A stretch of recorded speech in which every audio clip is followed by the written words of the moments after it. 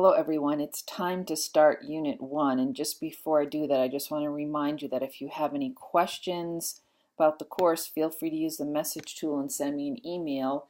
And of course, we've got the FAQs over here that will help you ask questions of a general nature, so be sure to use that. And again, the technical support information is right here.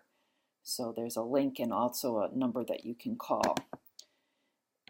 Unit 1 is here in the course content page. It's the one after the nutrition education project. We're not going to be doing anything on the nutrition education project during Unit 1.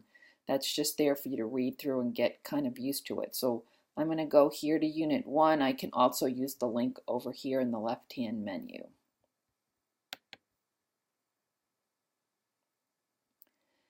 So you'll see that I have an outline for Chapter 1 here, just in case you don't have your textbook.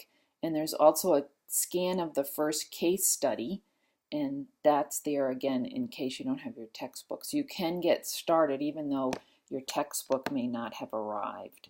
So just read my little welcome to the unit, and then here's the outline, and all of these underlined areas here will link. So I'm going to just go down to the very bottom one. There's a checklist here that you can see what needs to be handed in. And anytime you want to go back to the top, there's little back to the top buttons. So this is all in one scrolling page except for the case study, and that's in a folder. So here we have the learning objectives for the unit. So the calendar is here. And this has just some suggestions for what you could be doing each day if you want to break things into smaller chunks. But pay attention to the due dates. So here's the due date for the self-check and case study 1 and your professional focus reflection. And then the discussion for this week is going to wrap up by the end of the unit. You'll see that the unit is just 1 week, going from Wednesday to Tuesday. Then I have a section here on reading, so just go ahead and read from your textbook. We're going to be reading certain pages of the textbook, and there's some online links here if you're interested in it. If you want to keep track of your links, you can look at this little video here that describes social bookmarking. It's just 3 minutes, but it's a way to help you with organizing your bookmarks if you'd like to do that. And then this is just the summary of everything else that's left after you've finished your reading. So you're going to do your reading first. You can start participating in the discussion on entrepreneurship at any time. Then there's the case study and the reflection and the self-check. So here's the link to the discussion. You just click on that and you can go to the discussion. It works just like our icebreaker that we've been doing. The directions are here. And then, as I mentioned, the case study is in a folder. So I'm going to click. And this will bring you to the directions for the case study. So be sure to read through this. You're going to learn during the case study how to access journals from the UMass library. So this will describe how to do that. There's a green capture here that shows you where the link is, and it will get you to the article that you need for the case. Go back to the top. So there's all the questions for the case here. There's a scan of the directions from the textbook for the case as well, so you can use that if you want to. And then each of you will be in a discussion area to discuss your case. So you're in groups for this that are just either 2 or 3 team members. So you'll see your team discussion below that you can link to.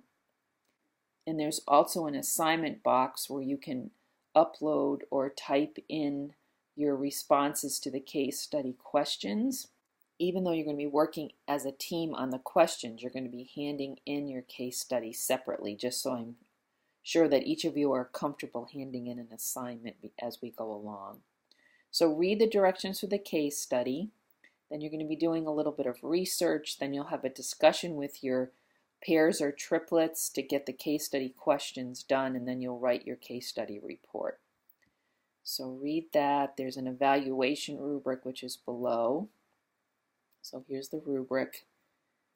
And here's the link to your case study. I made myself a member of Team 1, but whichever team you're on should be showing up here. If that isn't happening, let me know. And then the drop box to submit your cases here. I'm going to click on that. So here again are the directions for the case study. You can view the rubric, and then you can attach a file, or you can type in your submission. And that's what I actually prefer. I would rather that you type in your submission here rather than doing the attachment. It just makes it a lot easier for me, so I'm not getting a lot of downloads on my computer. So if you do have a file, you can copy and paste the work here, and that should be fine as well. And then you just click submit. I'm going to cancel that. So now I'm back on the case study directions page. I had just clicked from here, and let's see if I can get now back to our Unit 1 area. There we go, using the breadcrumb. So I'm going to go back down to the folder where we left off before. So I just clicked in and showed you all of this. And now we have a Unit 1 Professional Focus Reflection. And that's an assignment that you submit just like you would for your case study directions. So here again are the directions. There's a rubric, and you can click this button here to type in your submission. Again, which is what I would prefer. Can't stick it back. And then the last thing that's down here is your self-check.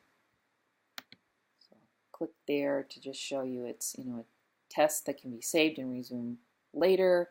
It allows multiple attempts. It actually is due on September 9th, but if you hand this in later, that will be okay too. I'm not going to take off any points if it's late. And you can go back and do this as many times as you want. So you just click begin, and you'll see the questions here. So you can just type in your different answers. I must have already answered that one previously, but just click the radio buttons too. I'm not really reading these, but just click the radio buttons. And you can save answers as you go along, or you can save and submit at the end, whichever, and it will tell you if you've missed any.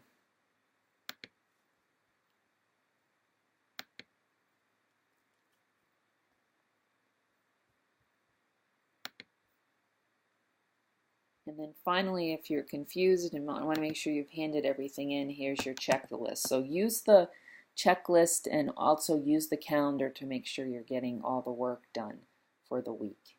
And as always, you can always mark things reviewed as you go along when you're done.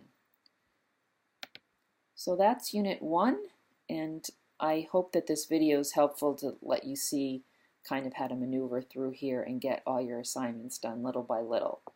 It's going to go fast, but I think if you just work through everything, you're going to find that you learn a lot from your fellow students and have an enjoyable week.